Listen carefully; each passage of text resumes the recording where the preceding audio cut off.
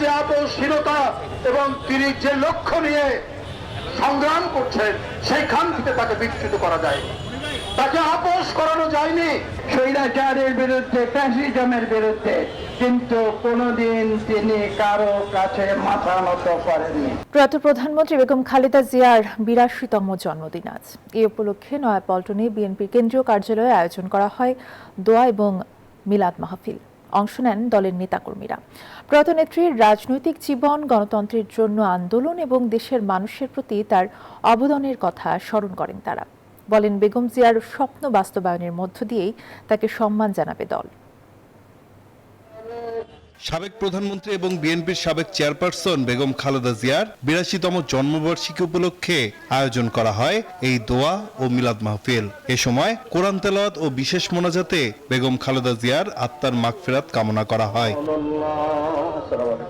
এর আগে আলোচনায় দলের জ্যেষ্ঠ নেতারা বলেন, বেগম জিয়ার গণতন্ত্র পুনরুদ্ধারের আন্দোলনের ফসল আজ দেশবাসী ভোগ করছে, তাই আপোষহীন নেত্রীর আদর্শ ভুলে গেলে চলবে না। Spanish digital print tiles, ATI tiles, এক টাইলসে জীবন পার। তার যে আপোষহীনতা এবং তিনি যে লক্ষ্য নিয়ে সংগ্রাম করছেন সেইখান থেকে তাকে বিচ্যুত করা যায়, তাকে আপোষ করানো যায়নি। স্বৈরাচারের বিরুদ্ধে, ফ্যাসিজমের বিরুদ্ধে, কিন্তু কোনোদিন তিনি কারো কাছে মাথা নত করেননি।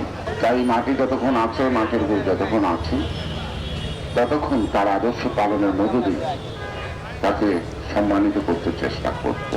আমাদেরকে এটা মাথায় রাখতে হবে, ধারণ করতে হবে, এটা ভুলে গেলে চলবে না। আজকে দল ক্ষমতায় আসছে, জীবন সব সহজ হয়ে গেছে, এটা মনে করার কোনো কারণ নাই।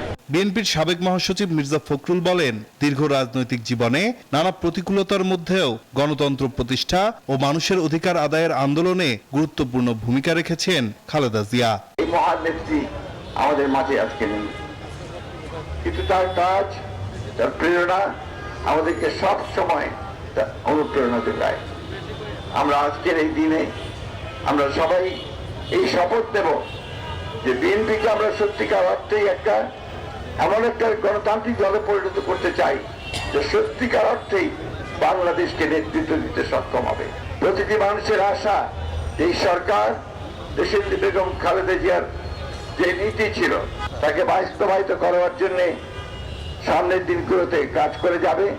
এ সময় নেতাকর্মীদের উপস্থিতিতে মুখর হয়ে ওঠে নয়াপল্টনের বিএনপি কার্যালয়। তবে উৎসবের আবহ নয়, অনুষ্ঠানে ছিল প্রয়াত নেত্রীর জন্য প্রার্থনা আর আবেগঘন পরিবেশ।